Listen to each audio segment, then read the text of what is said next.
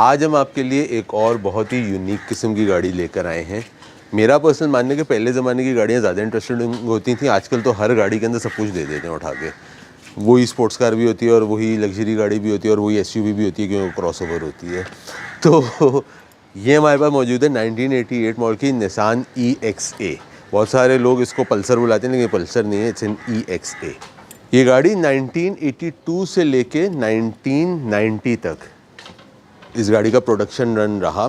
जो पहली जनरेशन थी उसको पल्सर EXA कहा जाता था, जो 1982 से 86 तक आई थी। और फिर ये 86 से 90 तक ये वाला जनरेशन आया था जिसको पल्सर नहीं सिर्फ EXA कहा जाता है। इस गाड़ी के अंदर आपका 1600 सीसी का निसान का ट्विन कैम 16 वेल्व का इंजन और 5 स्पीड मैनुअल ट्रांसमिशन के साथ ये गाड़ी आती है आपके पास। इसके बाद अगर हम इस गाड़ी के बाकी चीज़ों पे बात करते हैं, तो अगर आप इस गाड़ी के फ्रंट पे देखते हैं तो इस गाड़ी के अंदर ये पॉपअप हेडलाइट्स आती हैं, जो कि पहले के ज़माने में स्पोर्ट्स कार्स और स्पोर्टी गाड़ियों के अंदर एक इस तरह की लाइटें आया करती थी। अब नहीं आती हैं क्योंकि अब कहा जाता है कि जी अगर गाड़ी की लाइटें से खुली हुई होंगी और कोई बंदे के साथ एक्सीडेंट होगा तो उसको चोट लगने के ज़्यादा चांसेस हैं। So which is why we don't get pop up headlights any मोर।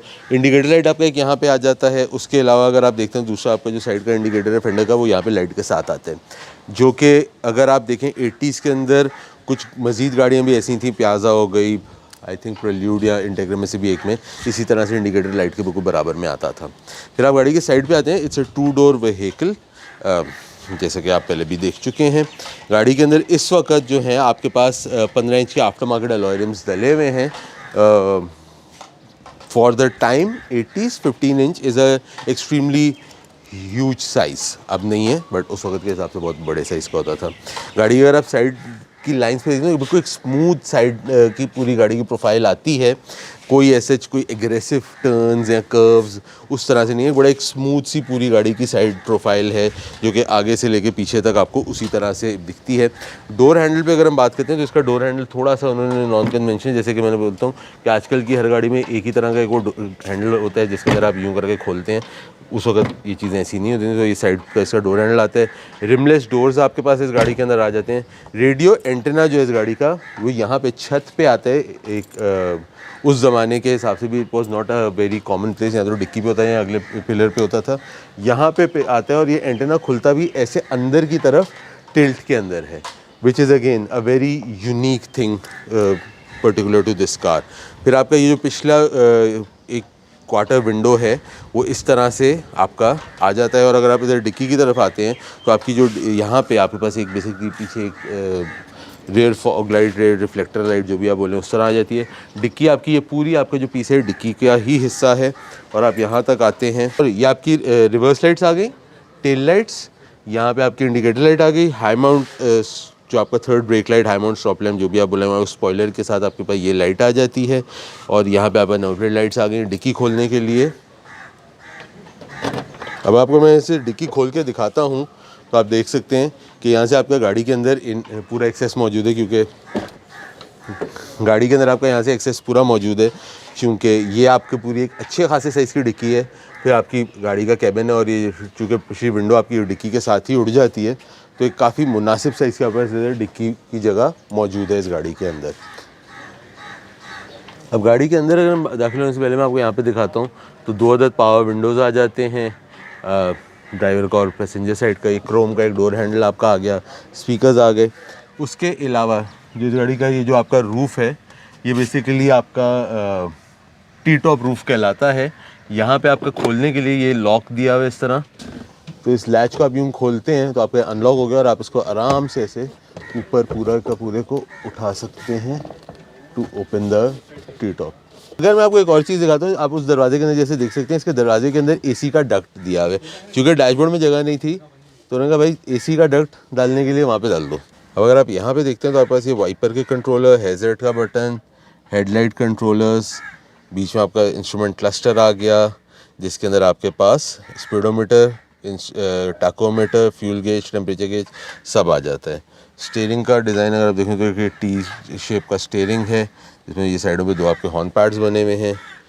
यहाँ पे आप आ जाते हैं तो आपका ये एसी का कंट्रोल। अगर मैं इसको देखता हूँ तो मुझे बड़ा ये याद दिलाते हैं 1986-7 की जो सिटी आती थी, सनी जो आती थी 1986 से 88 वाली जो सनी होती थी, ये बिल्कुल उसी की तरह का देखने में लगता है। नीचे आपके पास एक स्क्रीन लगी हुई है आफ्टर मार्केट। फिर आपके पास ये 5 स्पीड का आपका गियर आ जाता है, आपकी hand brake, armrest with centre console और glove compartment. Again, this lock mechanism reminds me of the Nissan Sunny. Now let's try and see कि इसकी जो पीछे की सीट है उसमें कितनी जगह है और क्या मैं उसमें बैठ सकता भी हूँ कि नहीं। तो जगह इनफ नहीं है। बैठना बड़ा आसान था क्योंकि रूफ़ खुला हुआ था, अगर रूफ़ बंद होता तो बैठना भी मुश्किल होता। 2 लोग यहाँ पे बैठ सकते हैं और वो 2 लोग जो हैं वो बच्चे हो सकते हैं, बड़े नहीं हो सकते। क्योंकि मैं जिस तरह बैठा हूँ तो मैं या तो गर्दन को यूँ रख के बैठूँगा, मेरी गर्दन भी सीधी नहीं आती है। बच्चे ज़रूर बैठ सकते हैं इसमें, पीछे 2 या 3 भी शायद बैठ जाएंगे, बच्चों का साइज़ छोटा है तो। अच्छा, यहाँ पे पीछे आप देखें तो आपके यहाँ पे साइड पे 2 अदर स्टोरेज पॉकेट्स दिए हैं दोनों साइडों पे। कोई भी आपको ऐसी चीज़ हो तो आप इसमें साइड पे रख भी सकते हैं।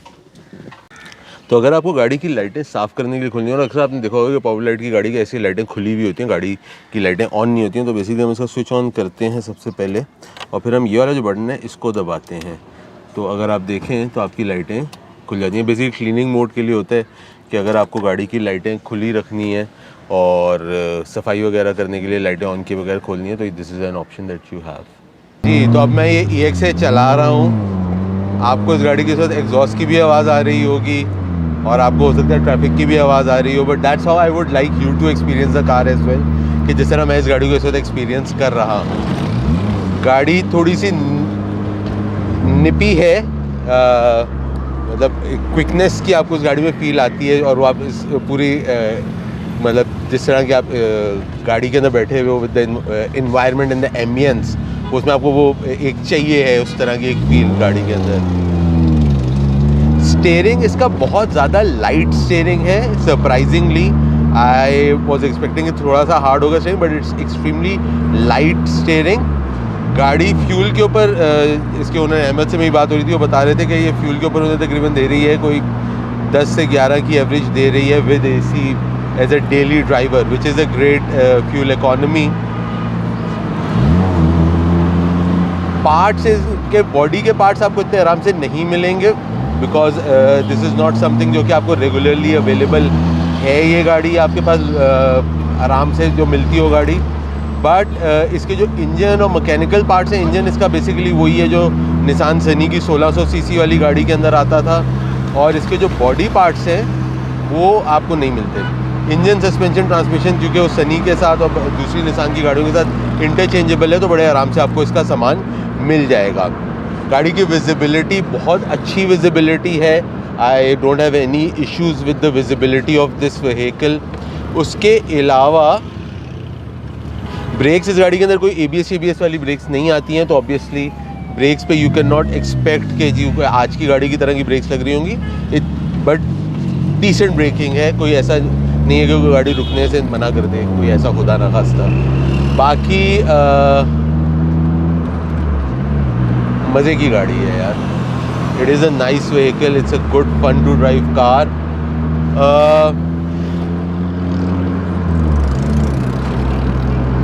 ग्राउंड क्लियरेंस थोड़ी सी लो है, बट सस्पेंशन वाइज गाड़ी is a comfortable car. It's not something जो कि मैं कहूँ कि यार गाड़ी बहुत स्टिफ सस्पेंशन में है. हालांकि इस वक्त गाड़ी के अंदर जो टायर और रिम्स का जो सेट डला हुआ है 15 इंच के, वो थोड़ा सा इस गाड़ी की प्रोफाइल के हिसाब से बड़े साइज़ के रिम डले हैं. बट स्टिल मैं जिस रोड पे जा रहा हूँ, I am comfortable the way I am going.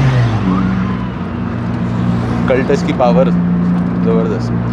अच्छा, अगर वैल्यू पे हम इस गाड़ी की बात करते हैं तो there is no price value, because I think Pakistan में एक या दो गाड़ियाँ हैं इस वक्त. सो प्राइस में जो मांगने वाला मांगना चाहे वो मांग सकता है. हाँ, अगर हम कहते हैं कि यार इससे 10 साल पुरानी जो RX-8 है, उसके लोग आजकल 15 से 18 लाख रुपए मांग रहे होते हैं. RX-8 का उस पर ब्रांड नेम ऑफ कोर्स लगा हुआ है साथ में. इसी तरह अगर हम इस एरा की किसी हम टोयोटा की 2 डोर गाड़ी की बात करते हैं तो उसके भी 15-18 लाख रुपए लोग मांग रहे होते हैं. So I would like to assume कि सिमिलर प्राइस रेंज में ये भी गाड़ी आपको मिलेगी. अगर कोई बंदा बेच रहा हो, पाकिस्तान में सिर्फ 2 गाड़ियाँ मौजूद हैं, तो इट्स नॉट लाइक कि आपको कोई आराम से कल आप जाएंगे और आपको इस तरह की कोई गाड़ी मिल जाएगी. But it is a good fun vehicle. जो अगर आप कहीं चला रहे हो इस तरह से, तो something that you would enjoy. It's not something that you would not enjoy, and as a daily driver, it's a good fun thing to drive on your routine day-to-day basis. That's what the owner of this car is doing. If I'm to get this car, मैं रोज़ नहीं चला रहूँगा, but yeah, as a weekend car, it'll be a good fun vehicle to drive. I think that's my 2 cents to this. अब मैंने कहा अहमद के साथ भी एक छोटी सी गप लगाते हैं. अहमद मेरे साथ बैठे हैं जिनकी ये गाड़ी है. अस्सलाम वालेकुम अहमद. उमर भाई वालेकुम सलाम. Thank you so much time देने के लिए. Most welcome sir. अच्छा, मुझे ये बताएं कि क्या सूझी? ऑन एंड ऑफ ऐसे मैं प्रोजेक्ट्स करता रहता हूँ, और इससे पहले आपने मेरी इंटेग्रा भी की थी और कैपुचिनो भी की थी एक टाइम पे व्हेन आई वाज यंगर. तो my father used to have an RX-7 MR2. तो obviously when you growing up आप देखते हो तो आपको शौक हो ही जाता है इन चीज़ों का. तो इस वजह से वो अपने शौक के अंदर आपने ये वाली उठाई. एंड कितना अटेंशन ये गाड़ी पकड़ती है? ये अच्छी खासी अटेंशन पकड़ती है because how it looks, mainly because of the lights and because of the roof. And obviously एक वो 90s का और 80s का सबके जहन में है कि what sports car looks like. तो इसलिए अटेंशन तो अच्छी खासी इसको मिलती है. सही है. और how long has it been, how is the experience going so far? मुझे अभी इसको लिए हुए about let's say 3 months, and उसमें मैंने 2 महीने तो अभी इसको सही करने में लगाए हैं. जितनी भी इसकी चीज़ें थी, AC ख़राब था, था ही नहीं AC, तो निकाला हुआ था पूरा. इसके AC के फिन्स हो गए, इसकी फिटिंग्स बाहर की, सस्पेंशन, इंजन की बहुत सारी चीज़ें. तो विद टाइम करते करते, but now I can easily say that it is a very reliable daily driver मेरी. मैं रोज़ चला रहा हूँ एंड रोज़ इट डज़ अबाउट 40 किलोमीटर. तो रिलायबल तो है. और जब ख़रीद रहे थे तो मतलब हाउ ये गाड़ी मतलब किस तरह आपके रडार पे आई? Were you looking for something different और ये गाड़ी आ गई? Were you specifically looking for some this vehicle? How did that happen? अच्छा, so I was looking for 78, 79, 80 model RX-7 जो my father used to own as well. और मुझे वो गाड़ी मिल भी गई, but somehow the owner hasn't sold it yet. तो ये गाड़ी का वो ऐड लगा हुआ था काफ़ी सारी सोशल मीडिया साइट्स पे, and it was in a very shabby condition. उसकी शक्ल बहुत बुरी थी उसमें, तो उस वजह से बिकी नहीं. तो फिर मैंने बोला वाई नॉट, देख के ले लेते हैं. मुझे तो ये भी नहीं पता निसान एग्जा कोई गाड़ी है भी सही. तो उसके बाद जब मैंने देखी तो आई वाज लाइक इतने पैसों में कुछ भी नहीं मिलता है, और ख़ास करके एक स्पोर्ट्स कार कंप्लीट जापानीज आपको नहीं मिलेगी. तो ले ली, अब चला रहे हैं. अब मुझे ये पता चला है कि ये 2 हैं टोटल कर पाकिस्तान में. वो गलत हो सकता है, सही हो सकता है, आई डोंट नो, लेकिन ये 2 हैं. तो एक कलेक्टर्स भी हो जाती है, तो मतलब सही है, मज़ा आ रहा है. इसके अलावा भी आपके पास माशाल्लाह से normally you have like SUVs की एक लाइनअप, बिकॉज आई नो कि आपके पास एक SUVs का लाइनअप चल रहा है, और उसमें अब पिजेरो स्पेसिफिकली, मेरी वाली जो पिजेरो थी जो सिल्वर थी, मैंने बहुत टाइम पहले वो भी मैंने आपसे ली थी. तो डू यू सी योरसेल्फ कि आप ये एक लंबे अरसे के लिए रखोगे या कुछ अरसे में चेंज होने वाली है? देखिए, एज ऑफ नाउ तो मुझे मज़ा आ रहा है, और मेरा फ़िलहाल तो कोई इरादा नहीं है इसको बेचने का. अल्लाह ना करे कि ज़रूरत पड़े इंसान को बेचने की, तो वरना कोई बेचने का ऐसा कोई रीज़न नहीं होगा इसको. And is there anything about this car that you would like to share that with the viewers? इसका फ़ायदा मुझे ये हुआ है लेके कि मुझे सारी इसकी हिस्ट्री मिल गई है, क्योंकि ये एक ही थी कराची में, तो जितने लोगों ने इसको रखा है, जितने लोगों ने इसको ओवर टाइम रीबिल्ड किया है, रिस्टोर किया है, तो मुझे एक सारी हिस्ट्री मिल गई, तो बड़ा मज़ा है उससे। और because it's a very limited car, तो हर कोई जहाँ पे भी जाता है लोग इसको देखते हैं, अप्रिशिएट जो करते हैं, मज़ा आता है। हाँ, एक चीज़ जो मुश्किल है कि इसके बॉडी पार्ट्स कुछ भी नहीं मिलता है। अगर लाइट भी पीछे की आपने देखा है, एक रिपेयर हल्की सी हुई भी है। तो ऑल इन ऑल आइड से कि for the price now days जो गाड़ियाँ हैं, जो हाई एंड स्पोर्ट्स कार्स हैं या जो भी हैं, उसके हिसाब से आप जितने में मैंने ली, जितने में मैंने बनाई और जो मैं इसको एंजॉय कर रहा हूँ, आइड से it's great value for money. Perfect, thank you so much for your time. Thank you. Thank you. ये हमारा रिव्यू था इस निसान EX का। उम्मीद करता हूँ आप लोगों को पसंद आया होगा।